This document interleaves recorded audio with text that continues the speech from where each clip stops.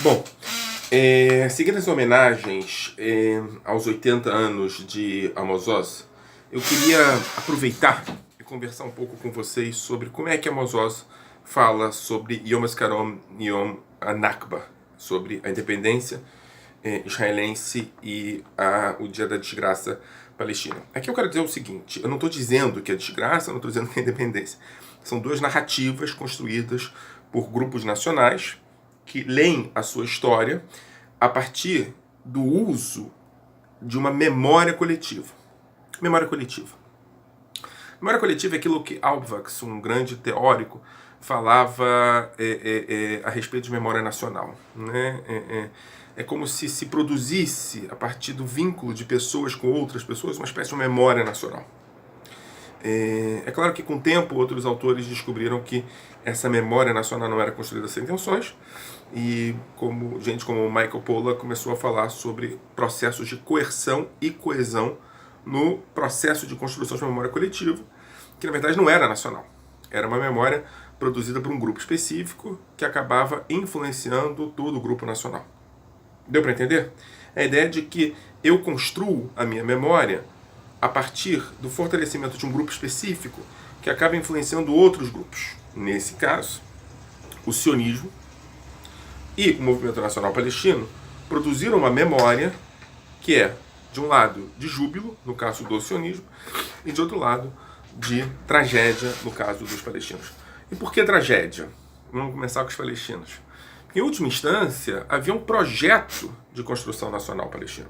E aqui a gente pode entrar em detalhes, que não é a minha intenção, mas de qual foi a motivação desse projeto não ter sido consolidado. Né? Algumas pessoas vão dizer que as elites elas preferiram jogar peso na guerra e não na construção de um projeto nacional.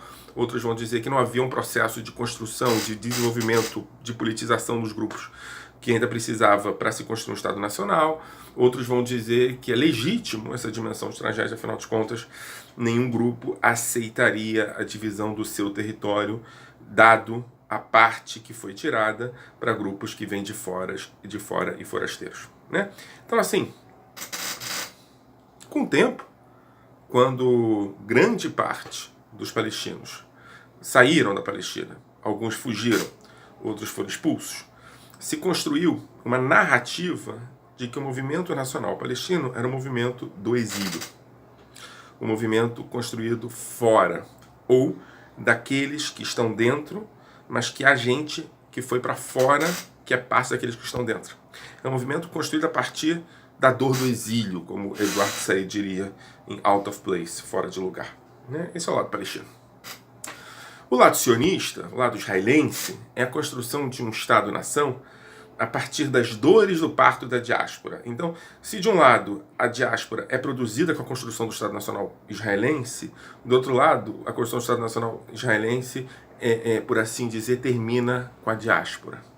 A diáspora que é parida num processo de sofrimento, perseguição e ódio aos judeus, ela acaba na narrativa sionista clássica desembocando na construção do Estado de Israel. E tem alguns autores que falam sobre isso. O primeiro deles, eu vou citar aqui, é o Ben Zion Dino, que olha uma expressão de continuidade de sofrimento, não é? A memória judaica, a memória de sofrimento, e o Estado de Israel, por assim dizer, depois do Holocausto, ele vai produzir a ideia de que não há outra saída a não ser a construção de um Estado-nação para o povo judeu depois do genocídio contra esse povo. Há outros autores que falam sobre isso, Tom Seger fala sobre isso, Sternhal fala sobre isso, todos falam sobre a ruptura com a diáspora e com a chegada de um Estado judeu num momento em que não há dúvidas da sua necessidade por conta da construção de um genocídio contra o povo judeu. É claro que é um equívoco dizer que o sionismo é produto do Holocausto, né? Mas também é um equívoco ignorar a importância do Holocausto na aceleração do processo de criação do Estado judeu na Palestina, em Eretz Israel, na terra de Israel. Agora vejam bem, se para os palestinos os judeus são, por assim dizer, estrangeiros, para os sionistas, os israelenses, Os palestinos não são apenas estrangeiros. Os palestinos são inimigos. Afinal de contas, eles estão impedindo a construção de um Estado-nação depois do genocídio da Shoah. Na dimensão claramente sionista e nacional desse grupo, os palestinos estão fortalecendo, depois do final da diáspora, a necessidade de manutenção da diáspora. Então, numa troca de personagens, os judeus passam a ser um grupo de israelenses e os palestinos passam a ser vistos, já que estão impedindo a construção do Estado-nação, como seus piores inimigos. Não é?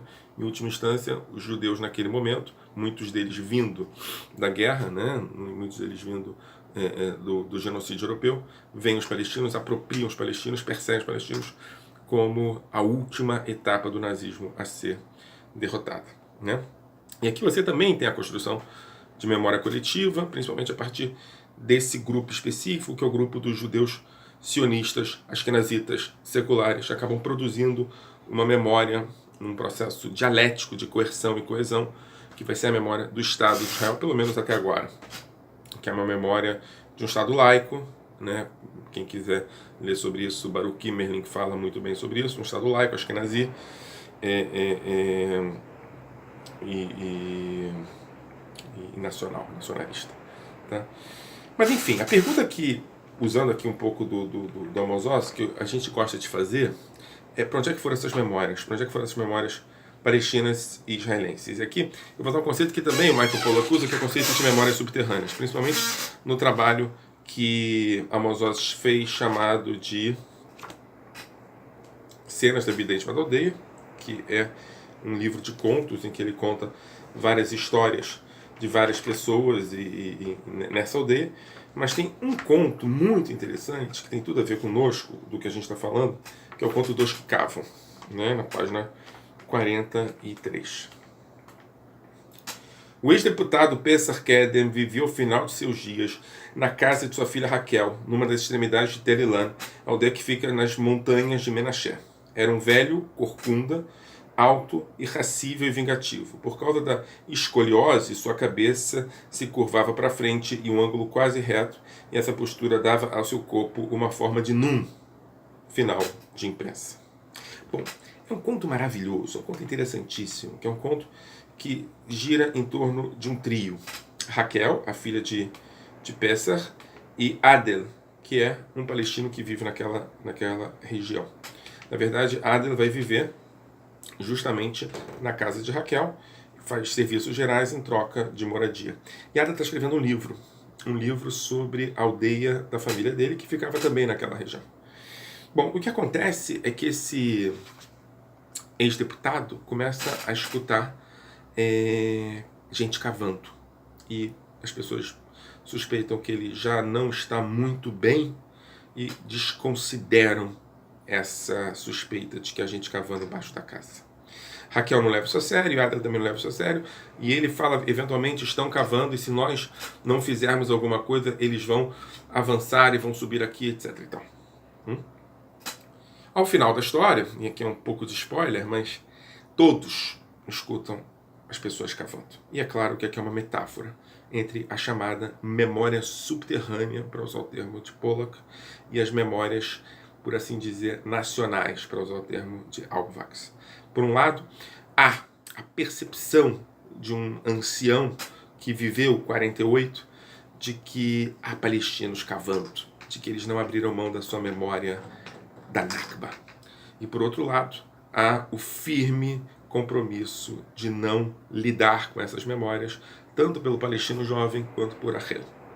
Ao final das contas, todos percebem que é necessário perceber que alguém efetivamente cava, ou seja, numa perspectiva que talvez caminhe para falar sobre a solução do conflito palestino-israelense, Amos Oz tenta lançar a ideia de que não há solução para o conflito sem lidar bem com a memória dos dois grupos. E uma dessa memória é a memória da tragédia e outra é do júbilo. Há espaço para as duas. Por enquanto, elas são subterrâneas.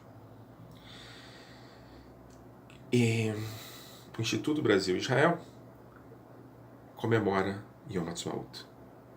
Por isso, eu desejo a todos vocês Hag Sameach.